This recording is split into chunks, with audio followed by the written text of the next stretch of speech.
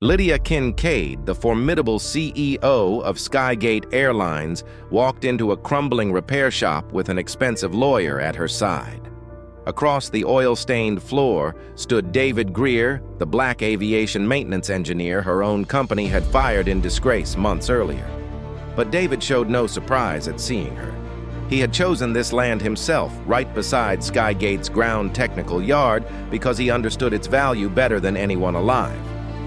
Amid the smell of grease and the clang of metal wrench in hand, he looked straight at her. He wasn't selling. He had come to make them look again.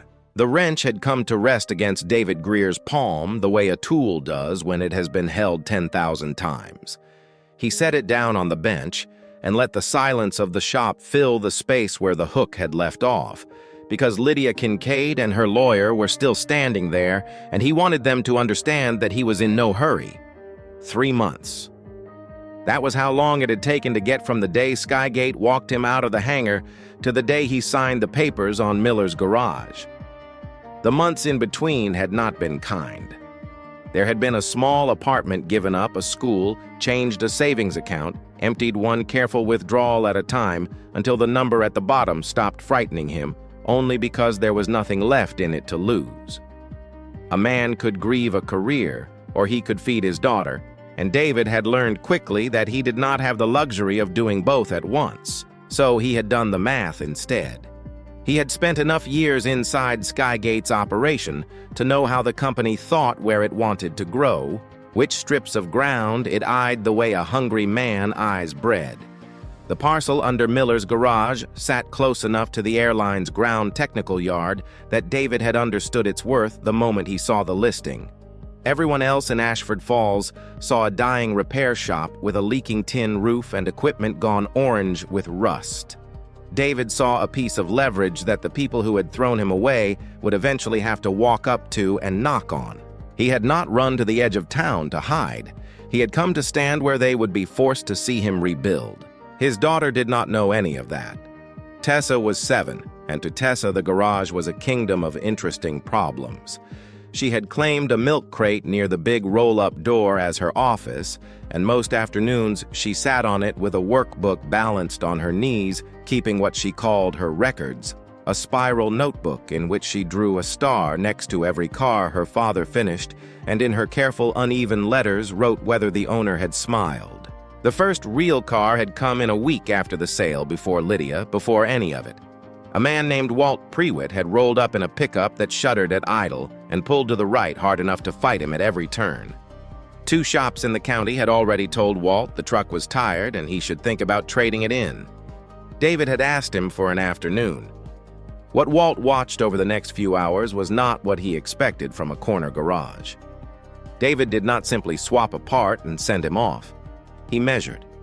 He checked tolerances to a hair most mechanics never bothered with, torqued every bolt to a specific figure, and then went back and verified each one a second time the way a man does when the thing he is signing his name to might carry 400 people through the sky.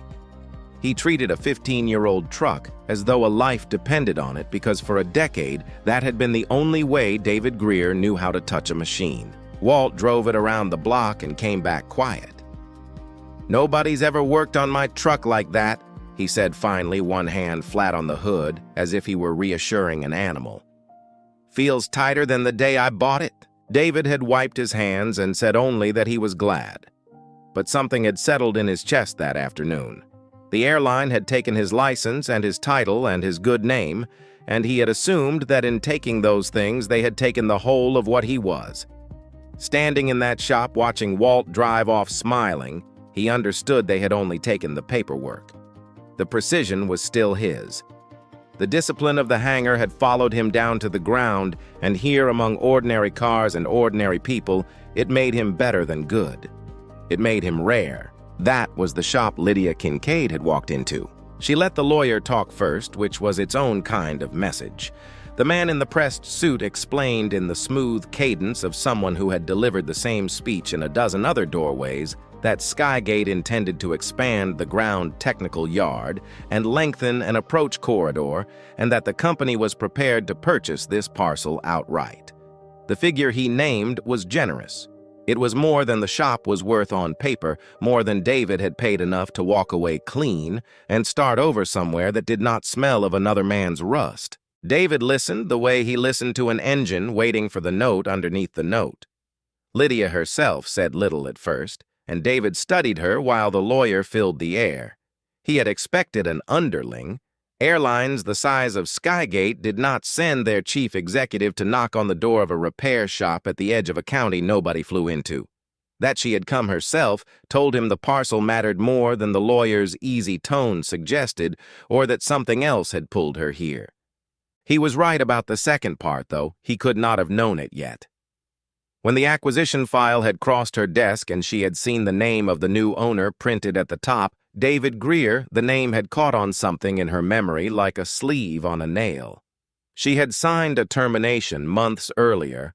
With that same name on it, one signature among the 40 or 50, she approved in a week without reading past the summary.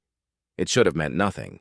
Instead, it had lodged there and itched, and beneath her irritation ran a question she did not like.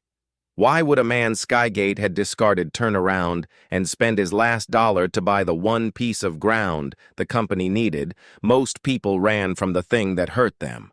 This one had walked straight back and planted himself in its path. She had come to see the face that went with that choice. The face gave her nothing. David let the offer sit in the air until it began to feel like a thing that had been left too long. "I'm not selling," he said. "I'm opening a repair shop." The lawyer began to explain that the number was not final, that there was room, that a man in his circumstances, and here the lawyer let the phrase hang delicate and cruel, might want to think of his family. "I have thought of my family," David said. "That's the only reason I'm still standing in this room being polite." His refusal was not stubbornness, though it would have been easy for the two people in the expensive coats to read it that way. It was the reflex of a man who had spent his whole life doing a job twice as well to be believed half as much.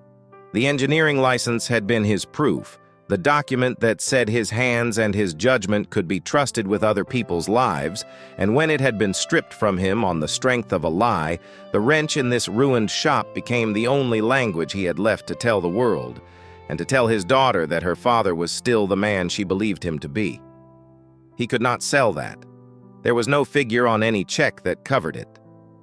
Lydia spoke for the first time then, and her voice was cooler than the lawyer's and more honest. "You understand we'll proceed regardless," she said. "There are other instruments. This is the easy version of the conversation." "I'm sure it is," David said. "I've met the hard version of Skygate before. I lived in it for 10 years. Something moved behind her eyes at that not guilt. Not yet only the small friction of a person who has been handed a sentence she cannot immediately place. She did not answer it. She gathered her lawyer with a glance and left, and the roll-up door let a wedge of hard afternoon light in behind them, and then swallowed it as it came back down. Tessa slid off her milk crate and came to stand beside her father, looking at the space where the strangers had been. Earlier that same week, she had asked him a question in the truck outside a parts counter across town. They had gone in together to buy a hydraulic seal, and the man behind the register had looked David up and down, taken his measure in the particular way David had learned to recognize before he could walk, and announced the part was out of stock. They had not made it to the parking lot before David glanced back through the glass and saw the same man reach under the counter and set that exact seal on the counter for the white customer who had been waiting behind them. Tessa had seen her father's jaw go tight. "Daddy," she had asked, buckling herself into her seat, "why didn't that man like us?"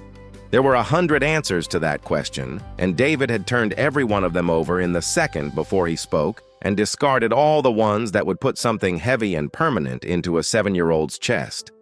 "It's all right, baby," he had said back in the truck out. "We just do our job well. That's the whole thing. We do our job so well nobody can argue with it." He had believed it when he said it. Standing now in the quiet of the shop with the airline's offer still warm in the air, he made himself believe it again. The garage around him was a wreck by any fair accounting. The roof let daylight through in 3 places he had counted, and probably more he hadn't. Half the outlets were dead. The big hydraulic lift groaned like a wounded thing when he tested it and did not rise.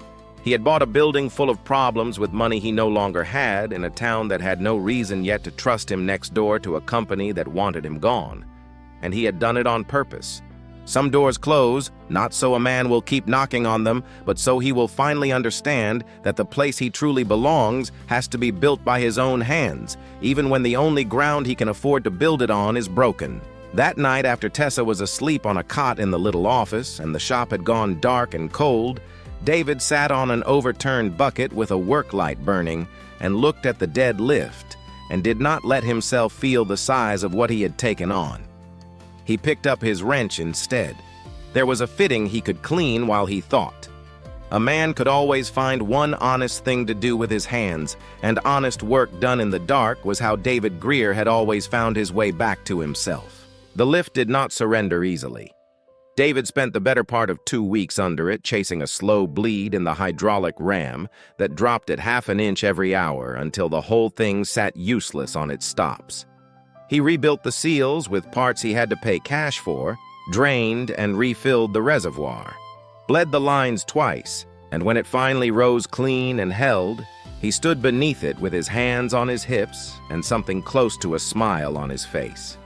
Tessa marked the occasion by drawing a star in her notebook next to the words, "The Big Lifter," and awarding it 2 smiles, one for the lift and one for her father. The electrical was worse.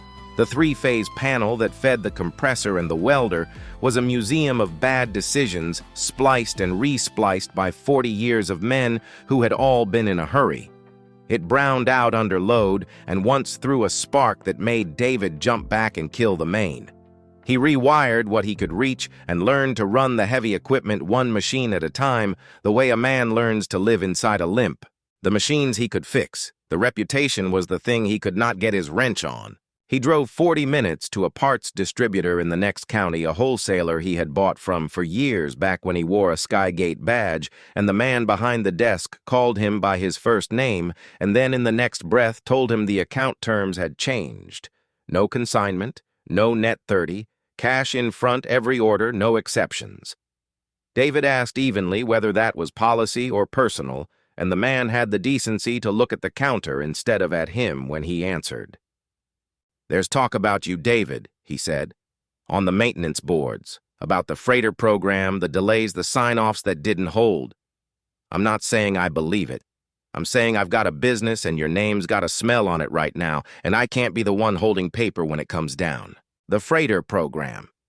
David knew exactly which delays the man meant because he had been the one flagging the faulty components, writing the reports that said the new supplier's parts were out of spec and would not hold, and he had been the one blamed when the schedule slipped and a part failed anyway.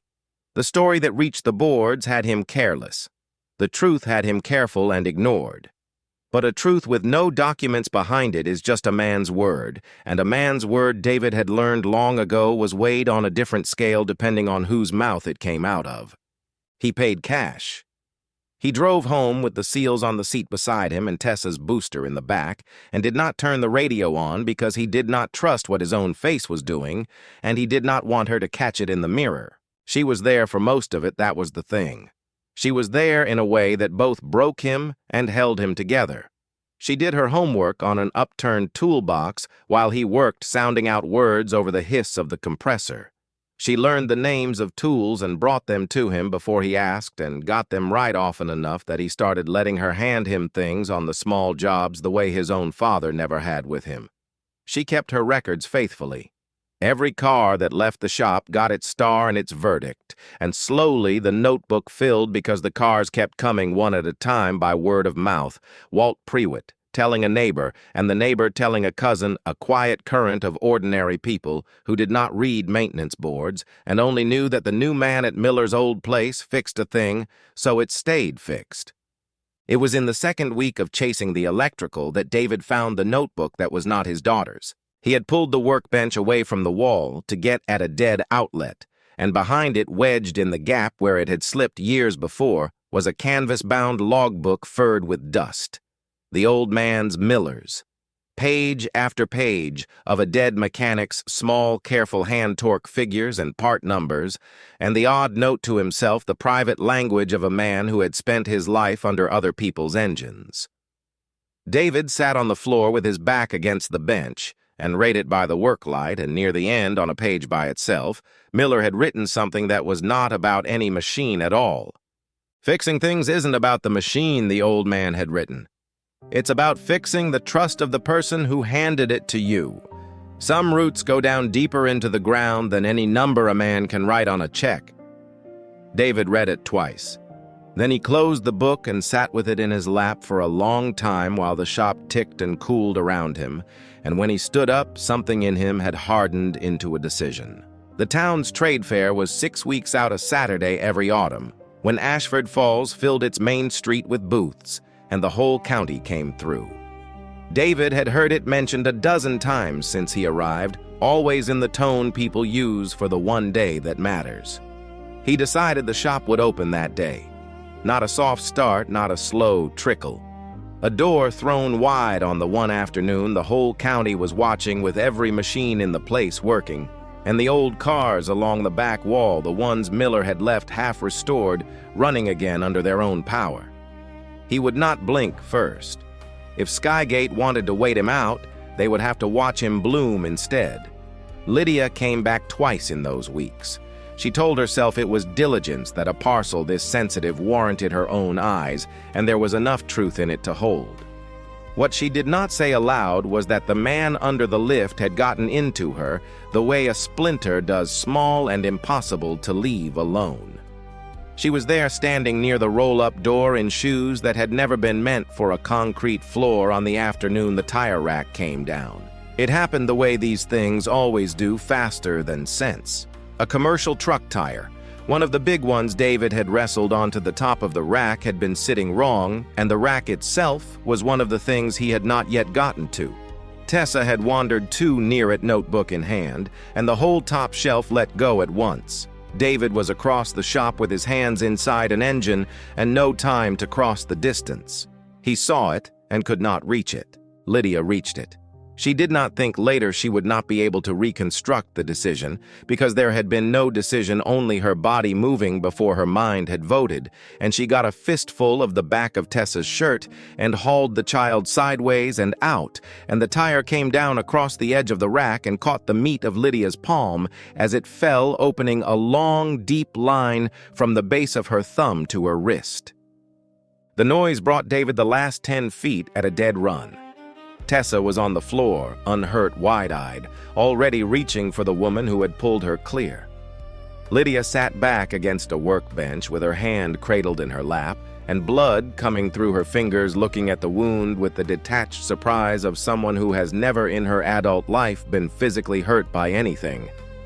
David got the first aid kit, but Tessa got there first with the plastic play kit she kept under her milk crate, and before either adult could stop her, the child had peeled the backing off a bandage shaped like a star and pressed it with enormous seriousness to the edge of the cut on Lydia's palm.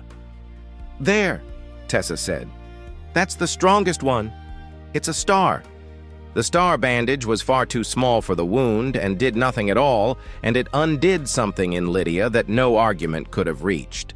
She looked at the ridiculous little sticker on her bleeding hand and at the grave face of the child who had put it there, and the cool architecture she carried herself inside of the version of her that signed 40 terminations a week without reading past the summary cracked straight down the middle. David wrapped the hand, properly gauze and pressure his engineer's fingers gentle and exact, and told her it needed stitches and she should not drive herself, and she heard almost none of it. She was looking at the shop the way a person looks at a room they have been wrong about. She did not sleep well that night, and in the morning she did something she had never done for any acquisition in her career. She went into Skygate's secured maintenance archive herself, the internal log system that kept a permanent record. No one below the executive floor could reach, and she pulled the full file on the freighter program and the technician named Greer. It took her most of a day to understand what she was looking at because it had been built to be misunderstood. But Lydia had not become what she was by being easy to fool. Under the sanitized summary and the raw timestamps that the system kept, whether anyone wanted them or not, she found the shape of it. David Greer had filed report after report flagging the new supplier's components as out of tolerance. Every one of those reports had been received, and every one of them had been deleted from the working file before it reached review. Deleted the metadata said under the credentials of Brent Mallory, the company's chief operating officer, whose signature also happened to sit on the supplier contract, that David's reports would have blown apart.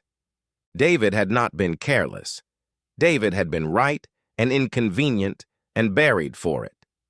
Lydia sat with that for a long while, her bandaged hand flat on the desk, and did not call anyone. This is the part that matters. She did not act.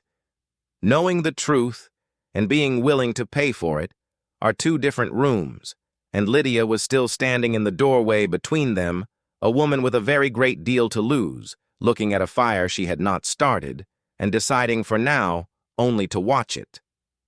Brent Mallory acted first. He was a man who had kept his position for 15 years by knowing which way a wind was turning before it turned, and he had noticed his CEO's sudden interest in an old freighter file and a repair shop in a county Skygate barely served. He did not need to know exactly what she had found. He needed only to make the source of the problem disappear before it could cost him, and he had the tools to do it because that was what the position was for.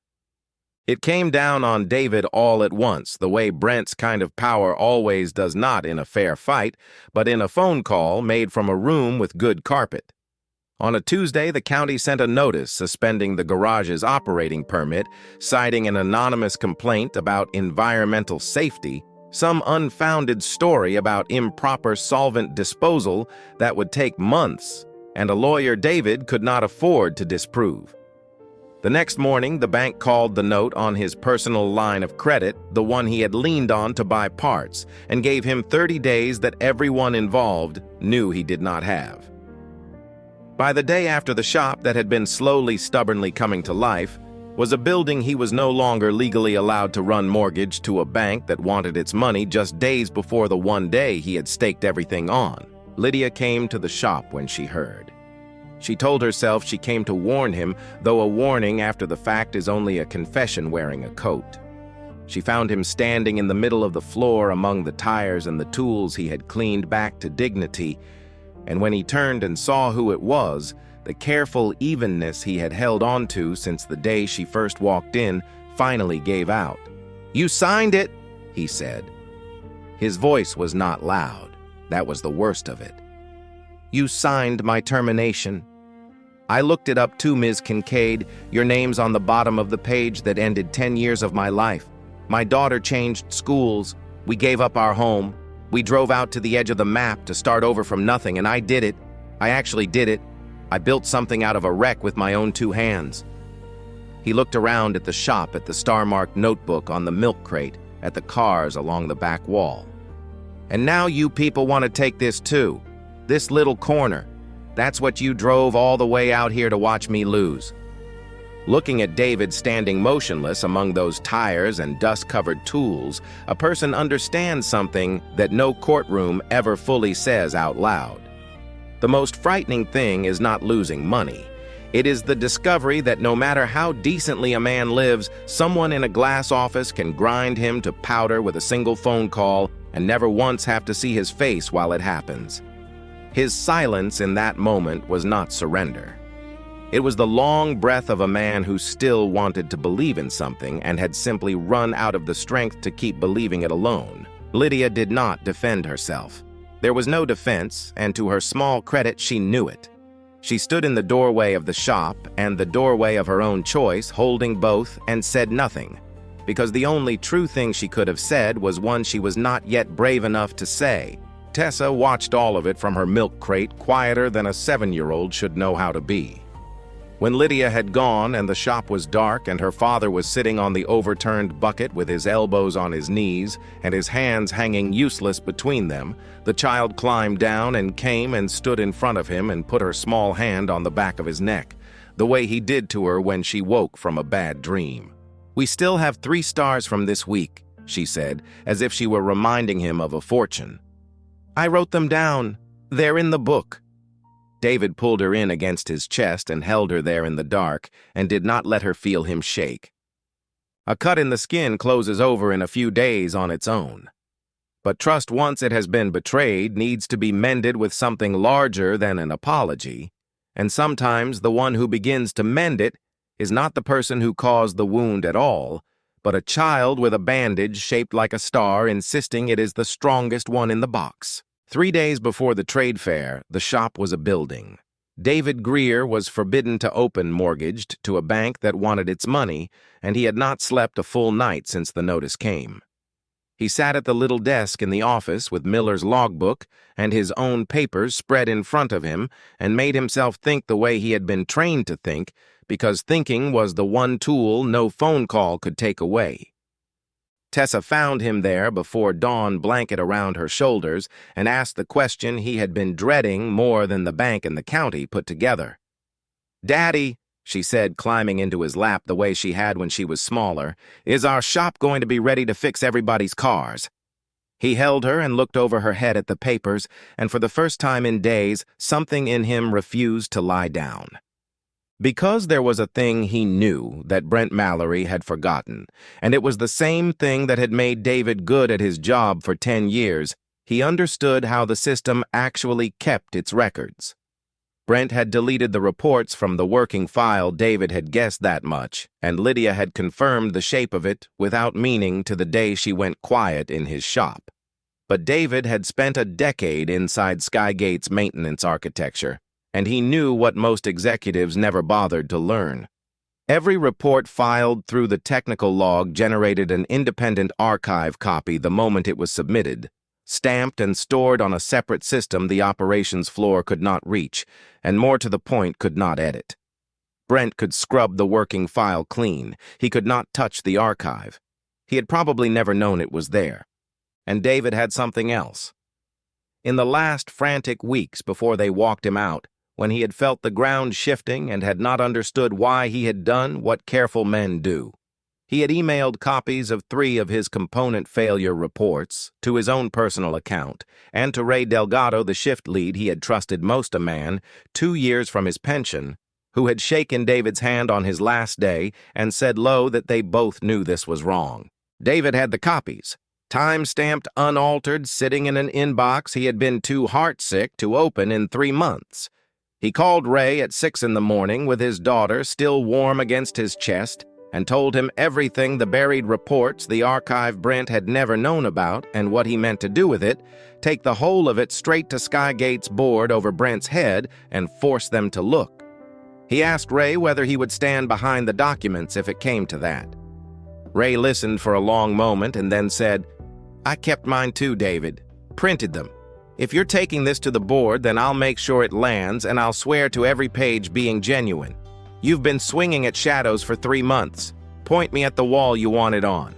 It was not Lydia Kincaid who found the thing that proved David innocent. It was David, his own foresight, his own precision, the same habit of checking a bolt a second time that had made Walt Prewitt's truck run tighter than the day he bought it. The discipline the airline had thrown away was the exact discipline that now put the truth back in his hands. He made his second decision before the sun was fully up. The shop would open on the day of the fair. Permit or no permit, bank or no bank, he would throw the door wide as he had promised himself and his daughter, because a man who lets them close him quietly has agreed with them about what he is worth. He was not going to agree. Lydia, across the county, was standing in the other doorway, the one between knowing and doing, and had been standing in it for days. She had the archive data. She had the metadata with Brent's credentials on the deletions. What she did not have was the willingness to set fire to her own house, to put out someone else's, and she was honest enough with herself to name it plainly.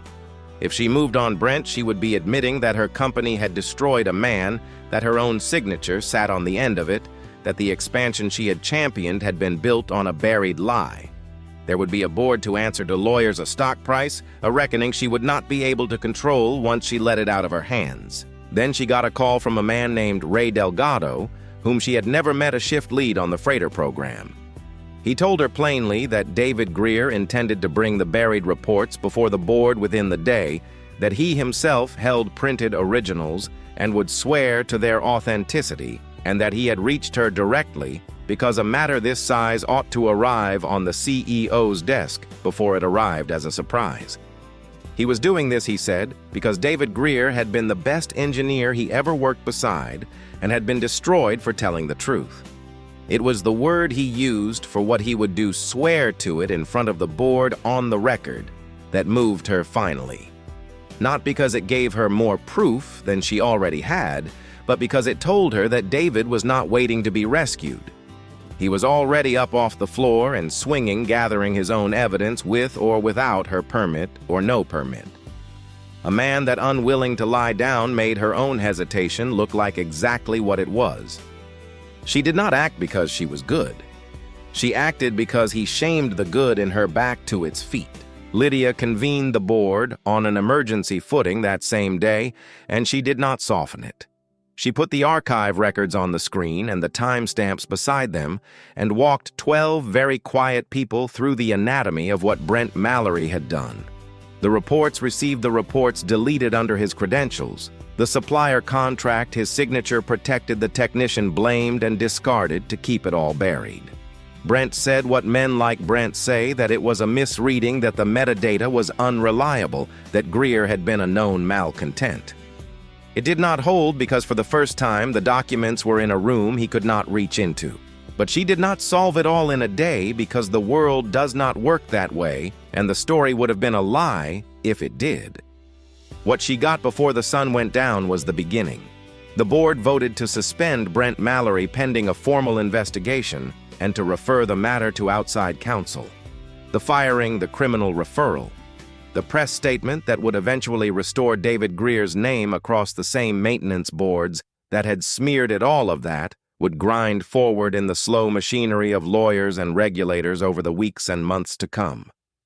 Justice of that kind keeps its own calendar, and no one at that table could rush it. What Lydia could do by nightfall was one narrow, immediate thing, and she did it. She made the calls that got the environmental complaint recognized for the fabrication it was, and the wrongful suspension of the garage's permit lifted effective at once in time, just barely for a shop at the edge of the county to open its doors on the morning of the trade fair. She drove out herself to tell him, her healed hand steady on the wheel, the thin scar across her palm still visible in the dashboard light.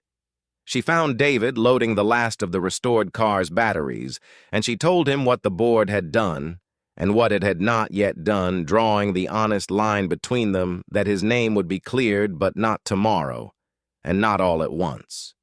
She held out a folder with copies of everything. She did not ask him to forgive her, because she had enough sense left to know that forgiveness asked for is not forgiveness at all. David took the folder and looked at it for a long moment, and then looked at her. "You could have told me the day you found it," he said. "Yes," Lydia said. "I could have." "Why didn't you?" "Because I had a great deal to lose," she said, "and I was a coward for exactly as long as it took your friend to remind me that you weren't." She met his eyes and did not look away from what was in them. "I'm not asking you to call it even. It isn't. I'm asking if I can come tomorrow." He was quiet, turning it over. The way he turned everything over, and what settled it was not her apology, but the plain fact of the lifted permit, the door he could now legally open, the promise to his daughter he could now keep. "The fair's open to everybody," he said at last. "I'm not going to be the one who tells you that you can't stand in a public street." It was not warmth, but it was not a door closing either, and they both understood the difference. The morning of the trade fair came clear and cold and bright. Ashford Falls filled its main street the way it did every autumn, and along the two-lane road that ran past the old Miller place, a line of cars began to form before David had the door all the way up Walt Prewitt at the front of it, because Walt had spent 6 weeks telling anyone who would hold still that the new man fixed a thing, so it stayed fixed. Behind him were the neighbor and the cousin and the current of ordinary people, The word had traveled along folks who had never once opened a maintenance board and knew only what their own engines told them after David's hands had been inside them. He worked the whole day with the roll-up door thrown wide and the bright light pouring in across a floor scrubbed down to honest bare concrete. The restored cars along the back wall ran under their own power, their engines turning over crisp and even sounding less like machines than like a statement a man makes when he has decided not to be quiet anymore. Tessa hung a sign over the workbench that she had made herself Greer's Garage in crayon letters that leaned uphill, and she kept her records faithfully all afternoon. A star for every car, and by evening she had run clean out of room on the page. The man from the parts counter came to somewhere in the middle of the day. He did not say much. He stood at the edge of the open door and watched David work for a while, and when he left, he had ordered a set of belts and paid cash, and said, not quite meeting David's eye, that he supposed the account terms could go back to the way they were. David let him have that. A man could carry his own reckoning out the door with him. It wasn't David's job to hand it back heavier. Lydia came in the late afternoon when the light had gone gold and long across the concrete. She did not make an entrance. She found a big commercial tire near the back wall, perhaps the same one David thought that had come down, and opened her hand and cracked something open in her along with it, and she sat down on it in her expensive coat, with a paper cup of fair coffee held in both hands, and she watched. She watched David Greer move through his shop in coveralls gone black with grease, a smear of it across one forearm, a wrench riding easy in his palm, the way it had the first day she saw him. She watched the line of people who had come to trust him. She watched his daughter run the records of his redemption in crayon, and on his face bent over an engine that belonged to a stranger who had chosen him was something she did not have and could not buy with anything Skygate paid her, a man doing the exact work he was made for with his name his own again and his head up, owing nothing to anyone in the room. He caught her eye across the shop at one point over the head of the car he was working on.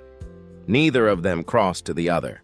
There was nothing left to say that a sentence would improve.